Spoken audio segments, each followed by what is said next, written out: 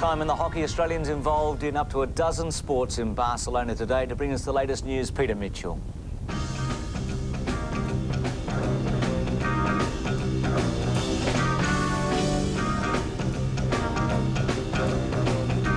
It's been a disappointing couple of days for Melbourne girls Jenny Lidgett and Addie Bucek in the women's 470 class yachting. Yesterday they weren't able to get underway due to a lack of breeze, but they made it today.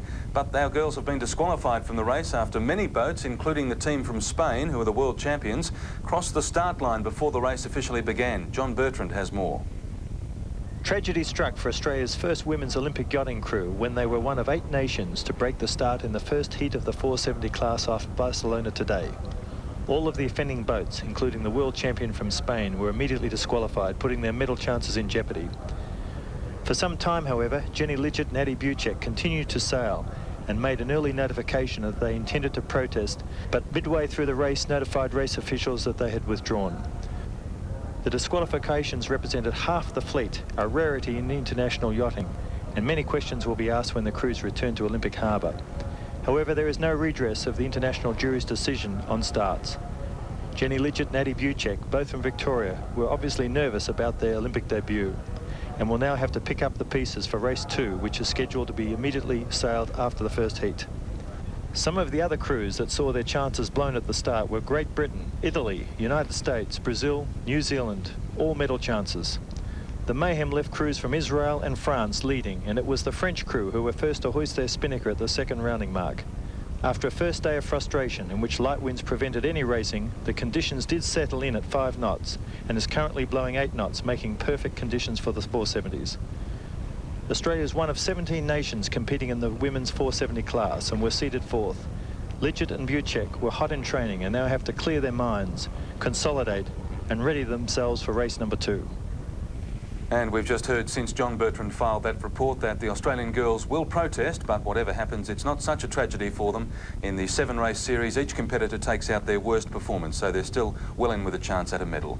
Let's check some results from the first day of tennis at Val d'Hebron, with South Africans Christo van Rensburg and Wayne Ferreira up against each other. Ferreira won in 4 sets. Steffi Graf an easy win over Novello of Mexico, and Frenchman Guy Forget in straight sets over Karate of Italy.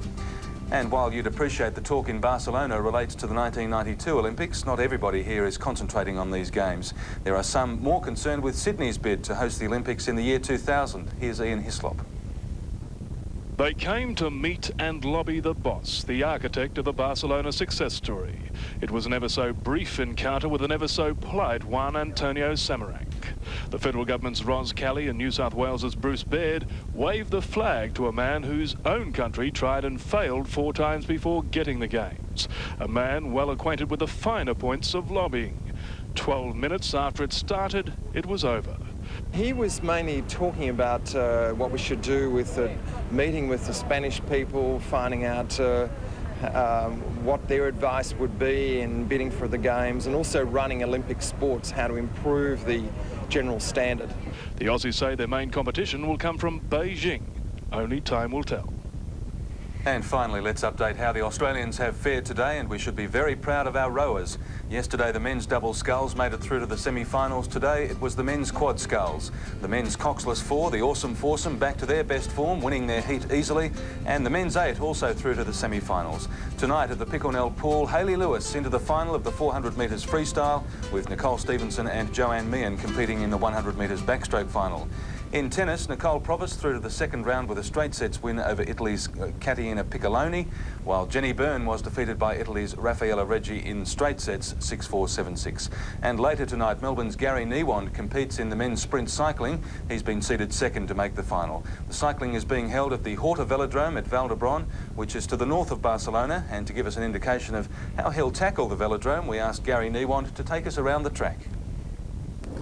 And the first lap is generally ridden at slow pace, just keeping an eye on your opponent. Sometimes you normally stop after the first lap to try and force the opposition into the front, or just to make him think about what sort of tactics you're trying to employ. Going down the back straight now, a lot of tactics here to get yourself into the right position. Perhaps boosting the pace a little bit, keeping an eye on the opposition, always looking back. If you're at the front, if you're at the back, trying to force the guy to go a bit faster into your liking. Pace should be up a bit now, coming up towards the bell. Pushing the opposition a bit in the back, leading out fast in the front. It's a small track. Bell's ringing, you're going. Probably working up to 60, 65 kilometres an hour as you hit that white line. 250 metres to go. Down the back straight, it should be flat out by now. Riding it up towards the red line around the last bend, make it wide for the opposition. Coming down the finishing straight, head down, straight to the line. Hopefully, they're across the line first. And of course we wish Gary all the best in the sprint tonight. He was obviously in great form this morning, clocking 10.3, and the way our cyclists are going with a gold and silver already, it should be great viewing. Time to check the medal standings as they stand at the moment, and the unified team is still on top with 6 gold medals. They now have 2 silver. Coming second is China with 5 gold, 6 silver and 1 bronze. USA third, 3 gold, 2 silver and 5 bronze. Hungary has 2 gold medals.